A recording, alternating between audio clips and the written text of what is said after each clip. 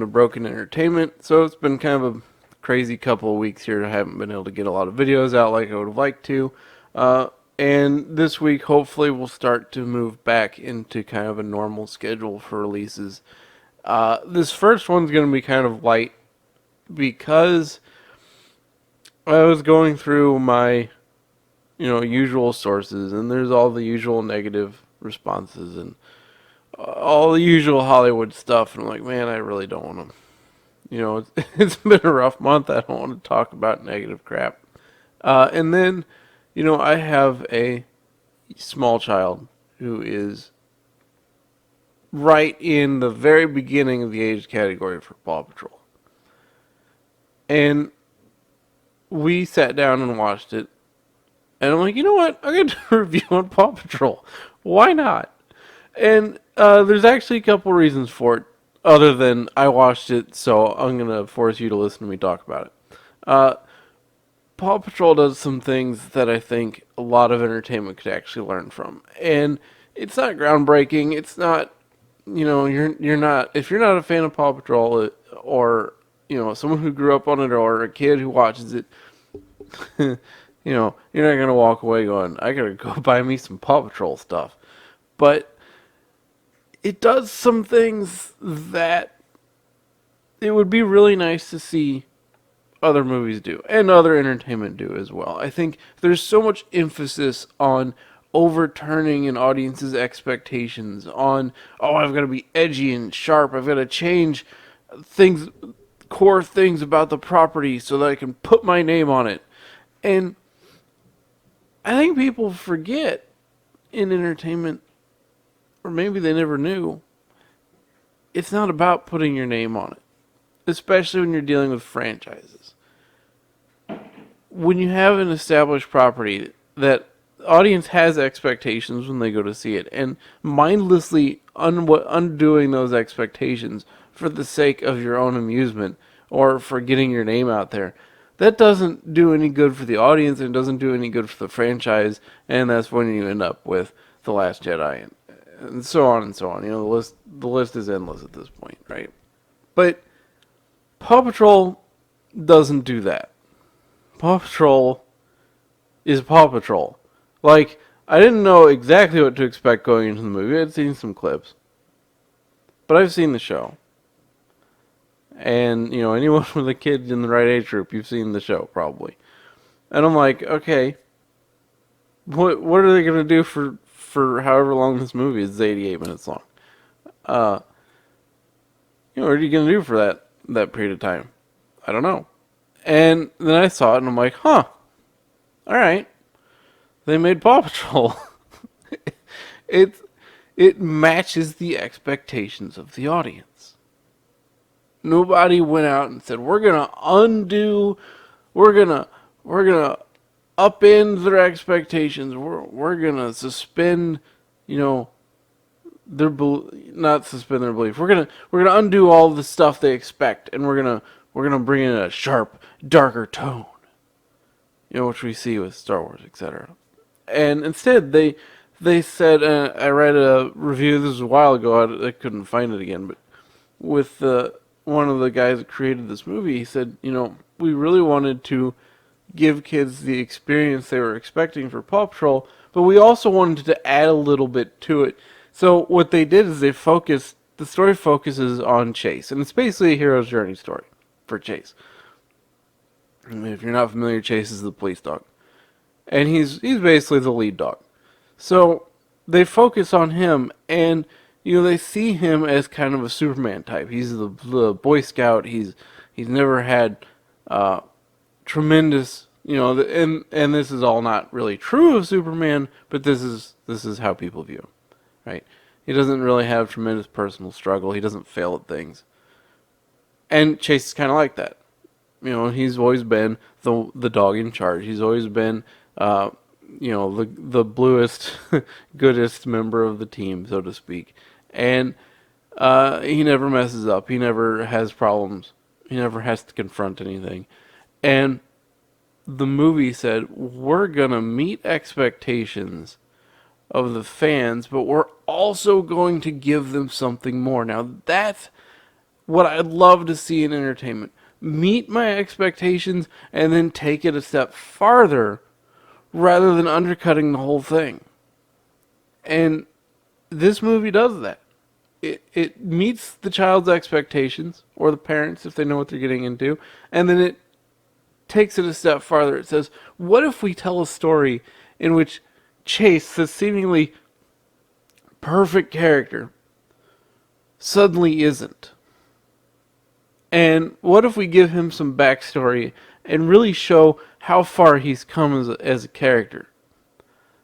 And what if we show him struggle? Because now, not only are you adding to the character, you are giving the kids someone who isn't perfect. And you're saying, look, this person, this character that you think is perfect, that you think has it all, has been through some stuff. And he has trouble reconfronting that stuff. And he makes some mistakes. And it allows kids to see somebody that they've spent however many years seeing as, oh, Chase, he never gets anything wrong. He doesn't struggle. And all of a sudden they see that that's not necessarily true. That, in fact, Chase, to get to that point, has had to go through some stuff. And that's a very helpful thing for kids to see. And I think it's a very good thing for audiences in general to see. That's the kind of advancement of a story that I think I would love to see in entertainment in general. Don't undermine what I expect.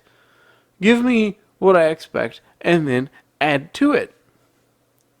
I don't go to see a Star Wars movie to see you make Luke Skywalker into a coward. I don't go to see a Star Wars movie so that you can change everything about Star Wars to get your name out there. I don't watch Doctor Who to see you change everything about Doctor Who to get your name out there.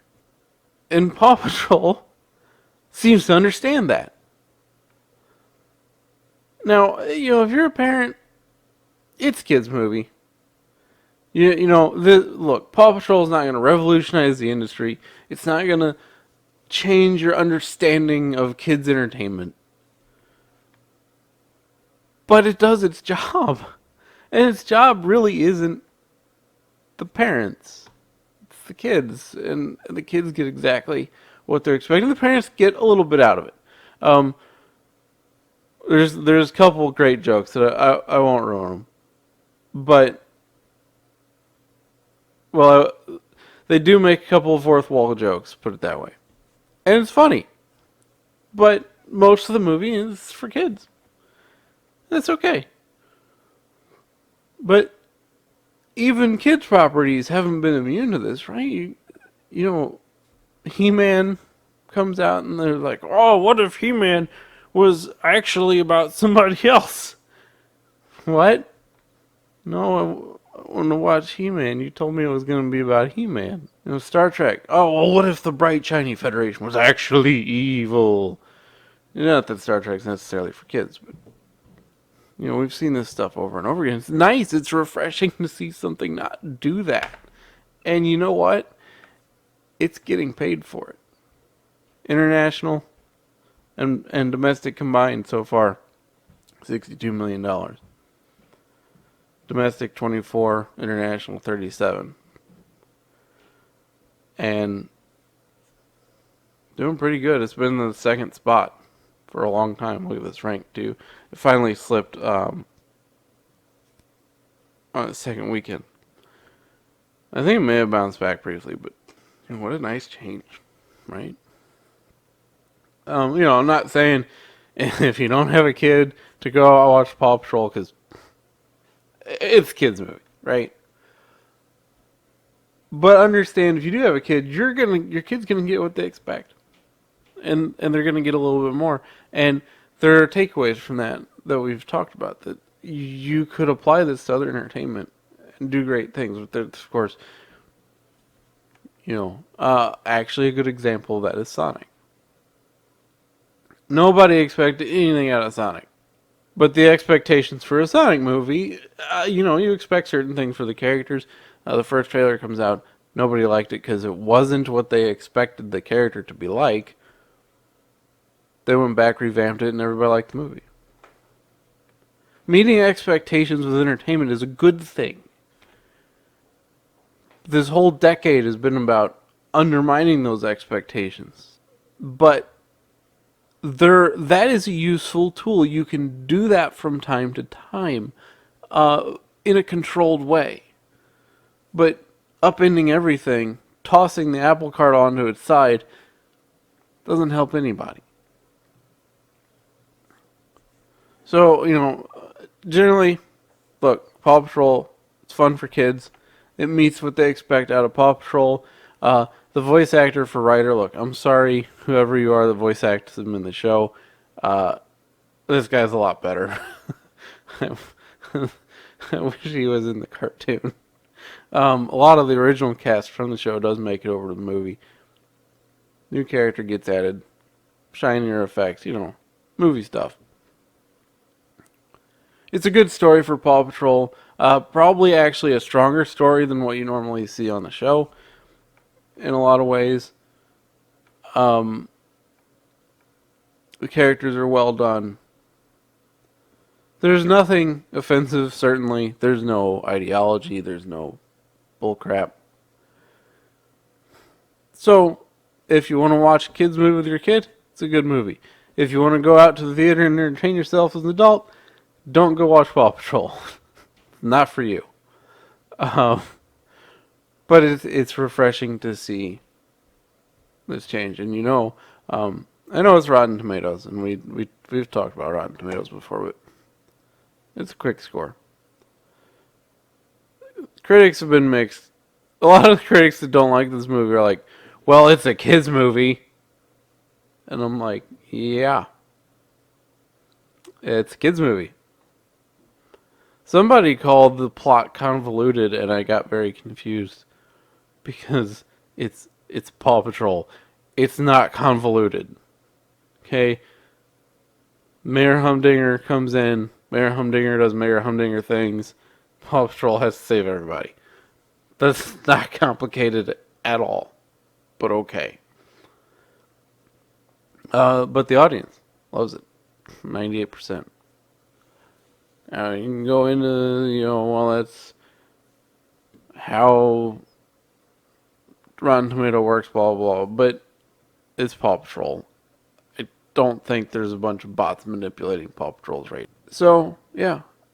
Look at that. Meet expectations, make money. Meet expectations, add to it, make money. You don't have to upend everything. You don't have to undermine everything. And really you shouldn't, because like any tool, if you use it all the time, it's going to wear down. Also, it's not good at everything. If you take a hammer and you use it to hammer in nails, it's pretty good. But as soon as you want to turn some screws, you're going to be there for a while. And that is the same way with creators. You have to have different tools in your toolbox. You have to know when to undermine expectations and say, aha! And then your readers or your viewers will go, aha! But if you do it all the time, and you do it to the tremendous degree that we normally see, where you literally overturn the whole freaking franchise, nobody likes that. But Paw Patrol, yeah. If you have a kid, go watch it. They'll enjoy it. If you don't have a kid, unless you're into superhero dogs,